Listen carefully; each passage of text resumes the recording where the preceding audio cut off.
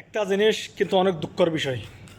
এটা হচ্ছে যে আপনি কী জন্য বলতেছি, এটা হচ্ছে যে আপনার এখানে এসে প্রবাসীরা আপনার অবৈধ ব্যবসা বেশি করে। তার জন্য গিয়ে তারা বিপদের সম্মুখীন হয়, পুলিশে গ্রেপ্তার করে নেয়। তারা চিন্তা করে না যে তারার একটা মা আছে, তারার একটা বাবা আছে, তারার ভাই বোন আছে, তারা চিন্তা করেন, তারার বউ বাচ্চা আছে, তারা এটা চিন্তা করে না। অবৈধ পথের পয়সা তাদেরকে দিয়ে তারা চলবে, এটা কি হক হবে?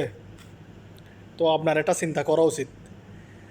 এটা নারীসহ আপনার মস্কাট রুই থেকে নারীসহ একাধিক আমাদের বাংলাদেশি এবং পাকিস্তানি 6জন মানুষ গ্রেপ্তার হয়েছে। এটা টোটাল অবৈধ ব্যবসার জন্য আপনার গ্রেপ্তার করা হয়েছে ওদেরকে।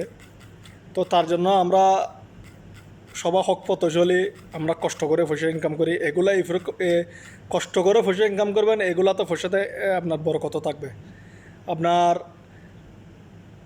এইসব পয়সা ইনকাম করে কোনো লাভ নাই। এইসব পয়সা আপনার পকেটে এখন আছে, কালকে নেই।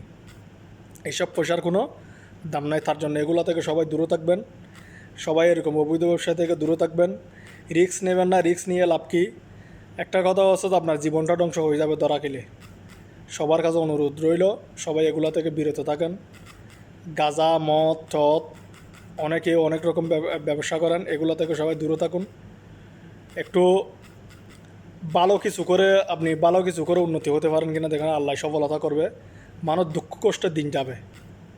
আল্লাহ যাকে কষ্ট রাখে তাকে আল্লাহ দেখতে পারে, তাকে আল্লাহ পছন্দ করে বেশি।